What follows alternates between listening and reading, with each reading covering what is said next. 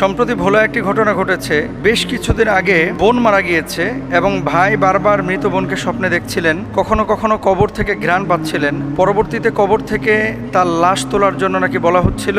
ভাই এলাকার মুরব্বীদেরকে নিয়ে কবর থেকে লাশ ওঠানোর জন্য কবর খোদাই করলেন এবং দেখতে পেলেন আসলে যেই স্বপ্নে বলা হয়েছিল যে তিনি কবরে জীবিত, তিনি জীবিত না, তার লাশ পচে গেছে। মৃত মেয়ে কবরের ভেতর জীবিত আছে এমন স্বপ্ন দেখার দাবি করে দাফনের 18 দিন পর কবর খুঁড়েছেন স্বজনরা। কবর খুঁড়ে মরদেহ দেখার পর ফের আগের মতো দাফন করা হয়। এমত অবস্থায় স্বপ্ন দেখলেই মৃত ব্যক্তির লাশ কবর থেকে উঠানো অথবা কবরে দেখা, কবর খোদাই করা, এগুলো ইসলাম অনুমোদন করে কি না? প্রথমত হচ্ছে, আমি এর আগে আলোচনা করেছি যে স্বপ্ন হচ্ছে তিন ধরনের। যে আন আবি হুরায়রা রাদিয়াল্লাহু তাআলা আনহু আনিন নবী সাল্লাল্লাহু আলাইহি ওয়াসাল্লাম قال الرؤيا الصالحة بشرى من الله والرؤيا من تحرين الشيطان والرؤيا مما يحدث المرء نفسه।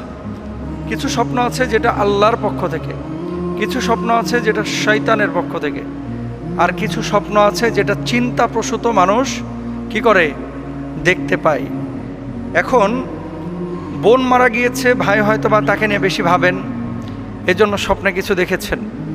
কবর থেকে সুঘ্রাণ আসে, অনেক সময় আগরবাতি কবরের পাশে অনেকে জ্বালায়। ওই যে লাশ দাফনের পরে আপনার কি বলে ওটা, গোলাপ জল ছেটায়, আতর যেগুলো অতিরিক্ত বেঁচে যায় এগুলো কিন্তু কবরের উপরে অনেকে ছিটিয়ে দেয়, আপনারা নিশ্চয়ই দেখেছেন।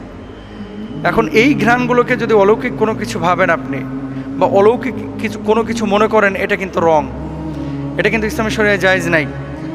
স্বপ্ন তিন প্রকার। আল্লাহর পক্ষ থেকে যে স্বপ্নটা হয় এটা সুসংবাদ।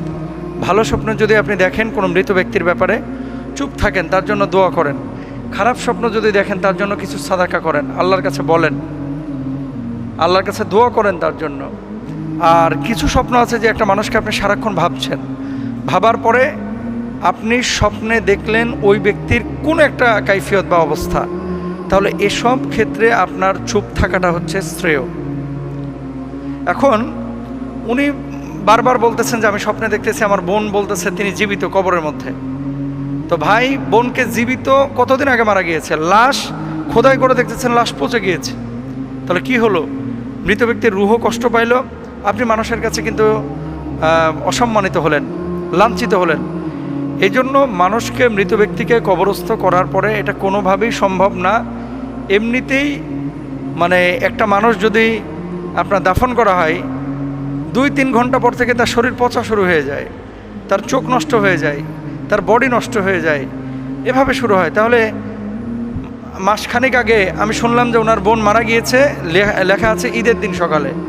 তাহলে ঈদ হওয়া আজকে কতদিন হয়ে গেল, এখনও লাশ কীভাবে জীবিত থাকে বলেন? তার মানে এগুলো হচ্ছে কমন সেন্সের অভাব। এই ধরনের কোনো বিষয় যখন আসবে, আলেম ওলামাদের সাথে আপনারা কিন্তু আগে পরামর্শ করে নেবেন, আগে জেনে নেবেন যে আসলে এটা জায়েজ নাকি না জায়েজ। এগুলো বিষয়গুলো আপনি জেনে তারপরে সিদ্ধান্ত নেবেন। হুট করে লাশ তুলবেন, এটা কিন্তু কোনোভাবে উচিত না। হ্যাঁ, রাষ্ট্রীয়ভাবে যদি কোনো তদন্তের প্রয়োজন হয়, যেমন কয়েকদিন আগেই সম্ভবত আদালতের রায় হয়েছে, কবে বাংলাদেশের একজন নায়ক 90-এর দশকে আমরা যখন ছোট ছিলাম, কি সালমান শাহ নাকি মারা গিয়েছিল, তার লাশও নাকি তোলা হবে তদন্তের জন্য। তো এখন আদালত যদি কোনো ব্যক্তির তদন্তের জন্য লাশ তুলতে পারে, শরিয়া যদিও এটাকে নিরুৎসাহিত করে, কিন্তু তদন্তের জন্য কবর থেকে লাশ তোলা জায়েজ আছে। তদন্তের জন্য যদিও শরিয়া এটাকে নিরুৎসাহিত করে। আপনি একটা স্বপ্ন দেখলেন আর হুট করে কবর খোদাই করে বোনের বা বাবার বা মায়ের লাশ তুলবেন, এটা শরিয়া কোনোভাবেই অনুমোদন করে না। সুতরাং এরকম কোনো স্বপ্ন দেখলে পেরেশান না হয়ে ইসলামিক স্কলার, আলেম ওলামাদের সাথে পরামর্শ করবেন। আল্লাহ বুঝদান করুন। পোশাক তো আমরা অনেক পরি, আপনারা জুব্বা পরেন, মেয়েরা সালোয়ার কামিজ পরে। কোন পোশাক দিয়ে আসলে পর্দা হয় না বা সতর আবৃত হয় না, পরলেও গুনাহ হয়, এরকম কোনো পোশাকের যদি দিক নির্দেশনা আমাদেরকে দিতেন। হ্যাঁ, এটা ভেরি ভেরি ইম্পর্টেন্ট একটা বিষয়। দেখেন, 3 ধরনের পোশাক আছে যে পোশাকগুলো আপনি পরিধান করলে পর্দার দাবি আদায় হবে না এবং এটা দিয়ে কখনোই পর্দা সম্ভব না। কয় ধরনের? 3 ধরনের। এই পোশাকগুলো যদি আপনি পরেন তাহলে আপনার গুনাহ হবে। পোশাকের উদ্দেশ্য হচ্ছে ওয়ালিবাস ইউয়ারি সাওআতিকুম ওয়ারিশা। আল্লাহ সুবহানাহু ওয়া তাআলা পোশাক যে দিয়েছেন এটার মাকসাদ কিন্তু 2টা। সতর ঢাকা, ওই যে ইউয়ারি আল্লাহ বলছেন, সতর ঢাকা এবং তাকওয়ার পোশাক অবলম্বন করা, যে তাকওয়ার পোশাকের কারণে মানুষের ভেতরের আকার আকৃতি বোঝা যাবে না, লজ্জাস্থান ঢেকে থাকবে এবং মানুষ পবিত্র জীবনযাপন করতে পারবে। আল্লাহ সুবহানাহু ওয়া তাআলা তাকওয়ার পোশাক বলেছেন। এখন আমাদের মেয়েরা সালোয়ার কামিজ পরে, ছেলেরা কেউ জুব্বা পরে, কেউ কোট্টাই পরে, কেউ প্যান্ট পরে, কেউ চিপা প্যান্ট পরে, কেউ ফাটা প্যান্ট পরে, কেউ ছিঁড়া প্যান্ট পরে। এখন তো ছিঁড়া ফাটা যত বেশি, ফ্যাশনও তত বেশি, তাই না? নবীজি ছেলেদেরকে বললেন টাকনোর উপরে কাপড় পরতে, এখন ছেলেরা টাকনোর নিচে কাপড় পরতেছে, আর মেয়েরা টাকনোর উপরে উঠাইতে উঠাইতে হাঁটু পর্যন্ত নিয়ে চলে আসছে।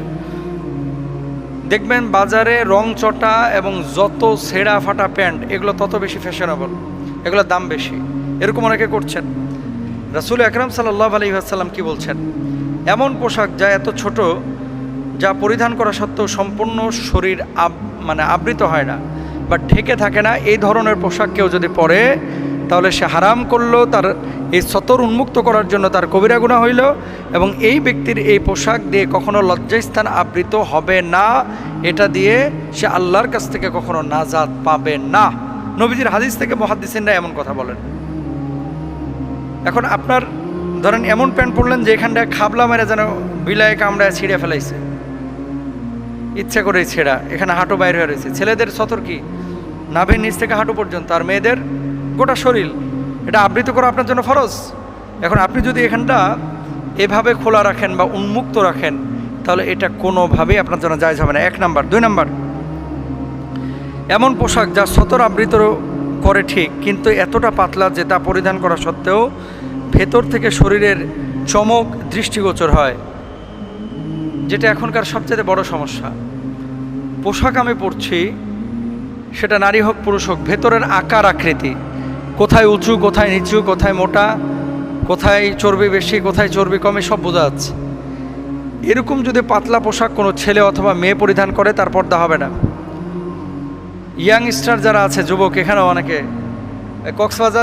কক্সবাজার গিয়ে আপনারা হাফ প্যান্ট পরা শুরু করেন, অনেকে আছে, কিন্তু এই হাঁটুর উপরে কাপড় পরছেন, সম্পূর্ণরূপে হারাম।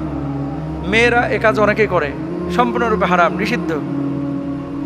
শর্ট জামা পরছেন, নাভি বের হয়ে রয়েছে, কোমর বের হয়ে রয়েছে, এই ধরনের পোশাক আপনাকে জাহান্নামে নেবে।